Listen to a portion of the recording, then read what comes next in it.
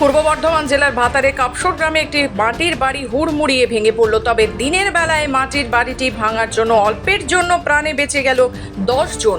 তবে বাড়ি ভাঙার সময় বাড়ির মধ্যে 2 জন ছিল। তারা দ্রুত ঘর থেকে বেরিয়ে আসার জন্য তাদের কোনো ক্ষতি হয়নি বলে জানা গেছে। আতঙ্কিত হয়ে পড়েছেন পরিবারের লোকজন। বাড়ির মালিক মাহিবুল হক জানান, প্রথমে ভূমিকম্পের মতো বাড়িটি কাঁপছিল। এরপর তারা ভয় পেয়ে যায়। তড়িঘড়ি বাড়ি থেকে বেরিয়ে দেখে হুড়মুড়িয়ে ভেঙে পড়েছে বাড়ির একাংশ। বাড়ির মধ্যে যে সমস্ত জিনিসপত্র চাপা পড়ে যায় তা বের করা যায়নি। প্রায় 1 লক্ষ টাকার জিনিস ছিল ওই দুটো ঘরে। দুটো 4 কামরা বাড়ি, আমার মাঠটা দুটো ছেলে থাকে, নিচে আমরা থাকি।